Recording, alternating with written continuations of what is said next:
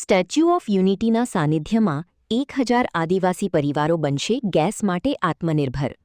નર્મદા જિલ્લાના ગરુડેશ્વર તાલુકામાં statue of unity આસપાસ વસતા આદિવાસી પરિવારો માટે બાયોગેસ પ્લાન્ટ યોજના આશીર્વાદરૂપ બની રહી છે.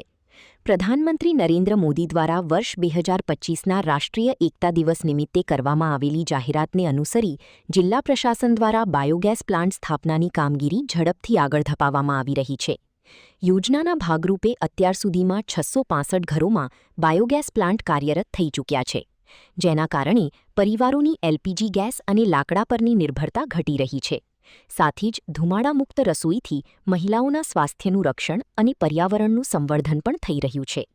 મુખ્યમંત્રી ભૂપેન્દ્ર પટેલના માર્ગદર્શન હેઠળ જિલ્લા પ્રશાસન બાકીના 335 પ્લાન્ટનું કામ પણ ઝડપી ગતિએ પૂર્ણ કરવા સજ્જ બન્યું છે.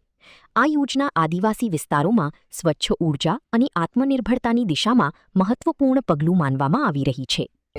એનાથી અમને રાહત મળે છે. 5 જણનું જમવાનું પણ સારી રીતે બની જાય છે. બહુ સરસ યોજના છે સાહેબ, અને સરકાર પણ સારી છે, અને આવી યોજના હોવી જોઈએ. કેમ કે આ હે ને અમારા ઘરમાંથી બહેનોને બહુ તકલીફ હતી ચૂલા ફૂંકવાના.